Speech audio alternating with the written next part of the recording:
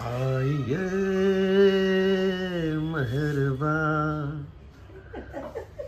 बैठिए जाने जान शौक से लीजिए फिर इश्क के इम्तिहान आइए मेहरबान। जय श्री कृष्ण। જય શ્રી કૃષ્ણ। સ્વાગત છે તમારું અમારા નવા એક બ્લોગમાં જેનું નામ છે પરાગ સાદા બ્લોગ।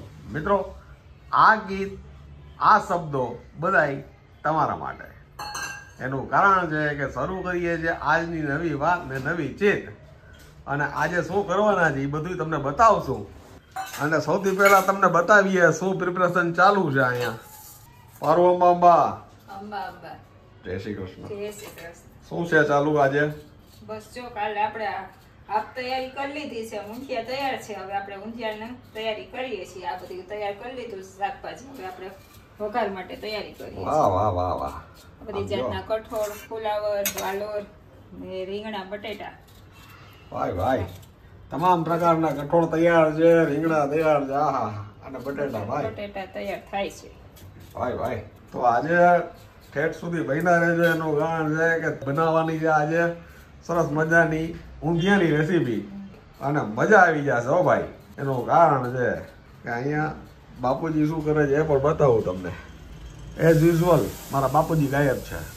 ના ગાયબ નથી, આ ઓલો કુંડાને દીપાબેનનું કામ હોય પૂછે ને મને, દીપાબેનનું કામ। સોરી, મારા પપ્પા કામ કરે છે ભાઈ। વિડીયોની અંદર છે ને બતાવી દેજે એટલે હું પાણી નાખું છું એને પ્રૂફ થઈ જાય। હા, બધાય કુંડાને પાણી પાવાનું। હા, ઓકે ઓકે।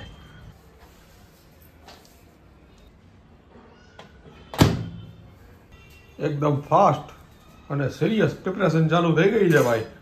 આવા બધું કઠોળ છે ને બ્લાન્ચ કરી નાખ્યું છે ઝડપથી થાય ને એટલા માટે। હા, આ છે લીલી મેથી, ભલે આપણે વઘારમાં એડ કરવાની છે।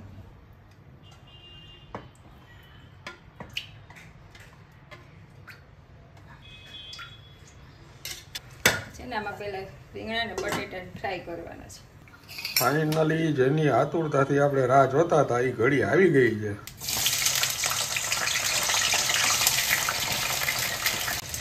બટેટા નવા હોય એટલે એને જોતા વાર લાગે, એટલે એને પહેલા કરી નાખવાના, બરોબર ને તારું? બટેટા જ્યારે ફ્રાય થાય ત્યારે આ રીતે રીંગણાની પ્રિપરેશન થઈ જાય।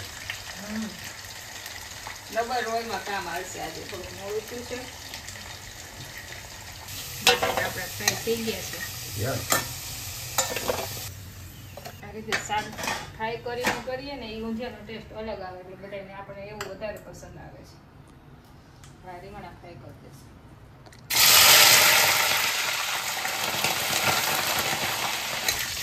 એનું સાહેબ કેવા ફટાકડા ફૂટે છે, કમાલે થાય ધમાલે થાય। રીંગણા થોડાક ફ્રાય થાય ને એમાં જ આપણે એડ કરી દઈશું।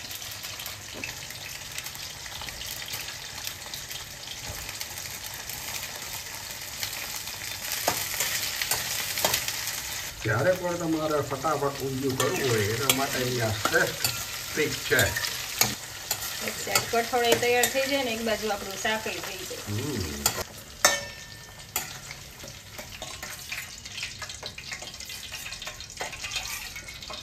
આમાં આપણે શાકનો વઘાર મારવાનો છે। ભાઈ ખડા મસાલા પહેલા આવશે, તજ, લવિંગ, તમાલપત્ર, લાલ મરચાં એડ નથી કરતા। આ છે આખું જીરું, તો જીરું ગુલાબી થઈ ગયું છે। આ છે અડધી ચમચી હળદર ને હિંગ, એમાં છે આ લીલું લસણ ને ડુંગળી, 6-7 કળી લસણની ને 2 નંગ ડુંગળી।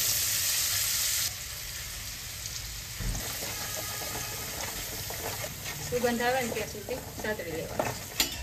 ડુંગળી અને લસણ આપણું સરસ સતળાઈ ગયું છે, એમાં આપણે આ લીલી મેથી એડ કરશું।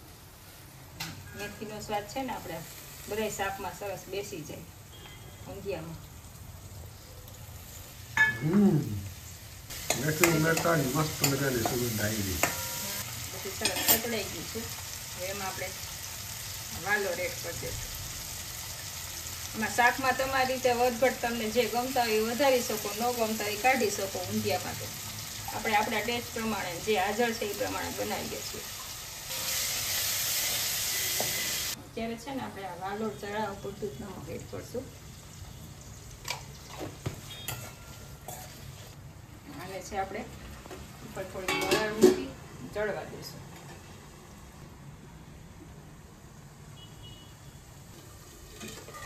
ઉપર જે પાણી ગરમ થયું છે ને એ જ આમ આપણે એડ કરીશું. 5 મિનિટ પછી પાણી ગરમ થઈ જાય ને વરાળે સરસ સતળાઈ જાય, વાલોડ થતા વાર ન લાગે. હવે એમાં આપણે બધું કઠોળ જે આપણે કર્યું છે ને બ્લાન્ચ એ આમાં એડ કરી દઈશું. ઓકે. આ છે બીટ, બારીક કરી દીધું છે એટલે સરસ. પાછું ચડવા દેશું. 5-6 મિનિટ પાછું આ શાક ને બધું ચડવા દેશું, પછી આપણે ટમેટા એડ કરશું. ખટાશ આવે ને નકર પછી કઠોળ પાછું કડક થઈ જાય. ઓકે. એટલા માટે ઉપર વરાળ મૂકતું જવાનું, જરૂરિયાત હોય ને એ પ્રમાણે પાણી એડ કરતું જવાનું.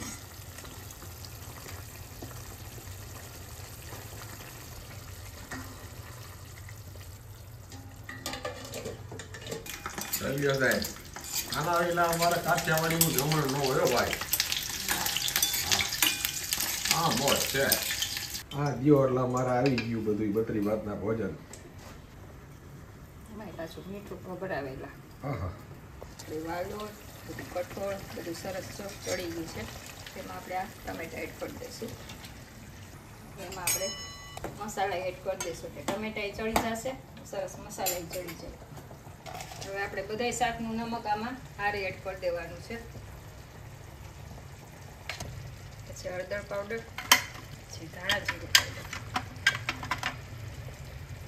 પછી લાલ મરચું પાવડર. આપણે થોડુંક મોરું કાઢશું પછી તીખું કરશું એટલા માટે મરચું ને થોડુંક ઓછું એડ કર્યું છે.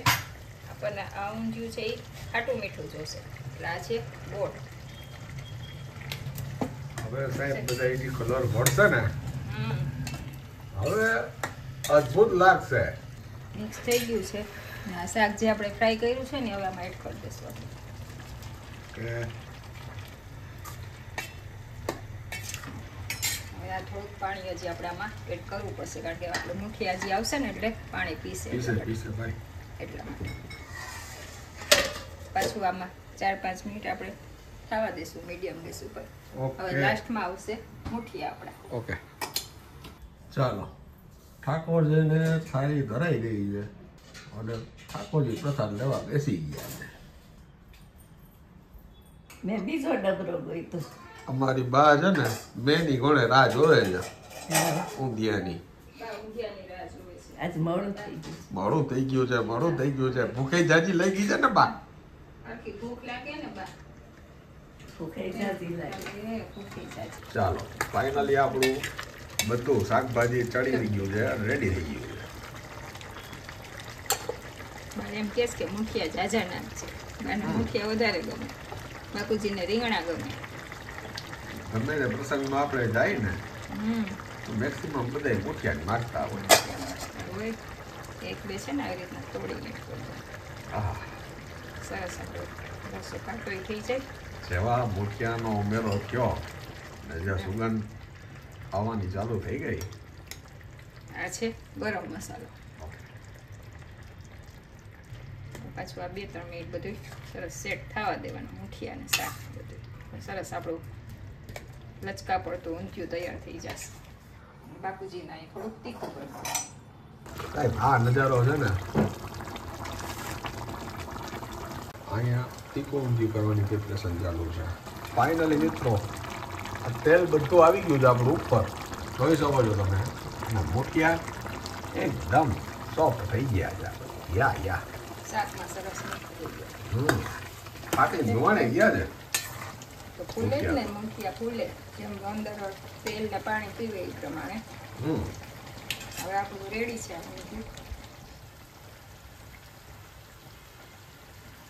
આ બાજુ તીખું બનશે. કોઈ પણ શાક ઉપર કોથમરી આવી જાય એટલે પૂરું. હવે આ પડદો પડી ગયો. ફાઇનલી આપણું તીખું ઊંધિયું પણ રેડી થઈ ગયું છે. જે આમાંથી કંઈક બનાવેલું છે. ફાઇનલી પહેલો ભાગ પરમેશ્વરનો અને બીજો ભાગ બાનો. કાબા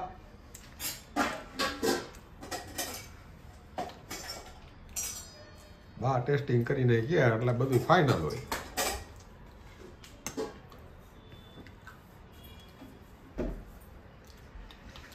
હાઈ ક્લાસ થયો છે. બરાબર ને બા? બધા જાતના કઠોળાઈ છે પાછા અંદર. અને અમારે ત્યાં શું છે કે જેને રોટલી ખાવી એ રોટલી સાથે ખાય ને બ્રેડ ખાવી એ બ્રેડ સાથે. પણ બ્રેડ સાથે અમને બહુ ભાવે છે હા, એટલે અમે તો પર્ટિક્યુલર અડધા બ્રેડ સાથે ખાઈ અડધા રોટલી સાથે ખાઈ. કાબા આપણે બે ડારો.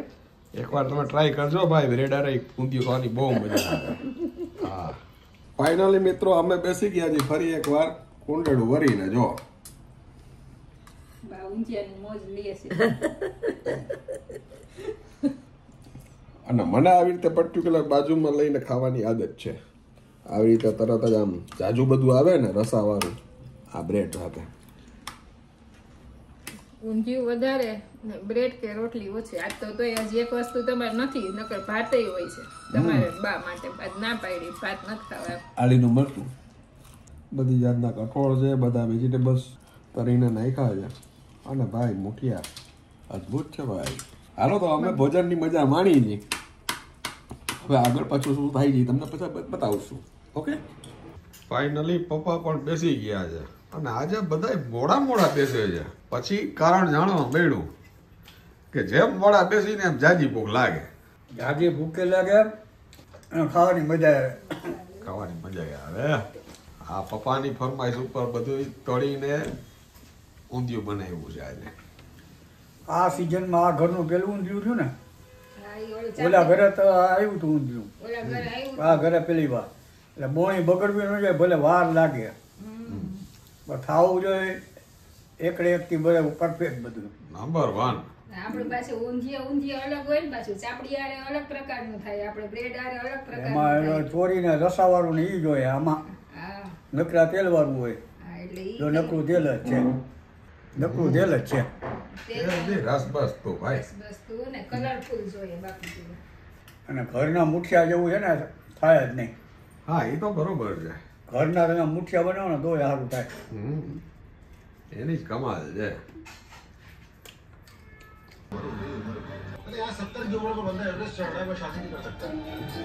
સોની પડી ગઈ છે સાંજ. અને બા એના ભજન ગાવા બેસી ગયા છે અને અહીંયા જોઈ લો શેની પ્રિપરેશન કરો છો પારું? ખજૂરમાંથી ખરિયા કાઢું છું. કારણ કે શિયાળો ચાલુ થઈ ગયો છે, પણ આ વખતે આપણે મોડા છીએ ખજૂરમાં. ખજૂર પાકની એક નવી રેસીપી બનશે. એટલે એની પ્રિપેરેશન ચાલે છે. ઓકે, ચાલો મિત્રો, આ છે આજનું ડિનર. બપોરે કાઠિયાવાડી જમ્યા પછી હવે અત્યારે બધાય કે ભૂખ નથી, એટલે આજે અમે પગથી હલાવી લીધું. કા બાબા, કેમ લાગ્યું બા? મજા આવે. હળવું હળવું. હળવું હળવું. બપોરે ઊંધિયું પેટ ભરીને ખાધું છે, ભૂખ જ નથી લાગી. આજે બાપુજીની ફરમાઈશ હતી કે મારે પગ ખાવું છે. હાલ્યું બાપુજી કે નહીં? સારું. આવ્યું છે, સ્વાદમાં સારું છે. એમાં હું ને બાપુજી સેમ છીએ, અમને પગ ભાવે બેયને. ડિનર પૂરું થઈ ગયું. હવે તીખું તીખું ખાધું હોય ને એની માથે તરાક ઠંડુ ઠંડુ. ઠંડુ ઠંડુ. પહેલા તીખું ખાવાનું, પછી માથે મીઠું ખાવાનું, પછી ઠંડુ ઠંડુ ખાવાનું. સેટરડે છે ને આજે, એટલે કેમ છે બા? બધા આવે. આમાં તો ના પાડે જ નહીં ને કોઈ બા. જિંદગી જીવા જાય, જીવી નાખી. જીવી નાખીએ. ચાલો, ખાઈ પીને બધા કામે વળગી ગયા છે, મીટિંગ કરીને બેઠા છીએ. આશા રાખી છીએ કે આજે તળેલા ઊંધિયાની આ રેસીપી તમને ખૂબ ગમી હશે. આજની વાત ને આજની ચીજ તમને ખૂબ ગમી હશે. ગમી હોય તો બધું લોકો સુધીમાં શેર કરજો. અને હા મિત્રો, જાતા જતા કહેવાય છે લાગણીની શરૂઆત આંખોથી થાય છે અને એની કિંમત પણ આંખોને જ ચૂકવવી પડે છે. આ વાત સાથે, આ ચીજ સાથે ફરી મળીશું નવી વાત સાથે. ત્યાં સુધી તમે અમને રજા આપશો મિત્રો. તમે અમારા પોતાના છો. એટલે તમને કહી છે કે તમે તમારું ધ્યાન રાખજો, તમારા પરિવારનું ધ્યાન રાખજો અને ખાસ સ્વસ્થ રહેજો. નમસ્કાર.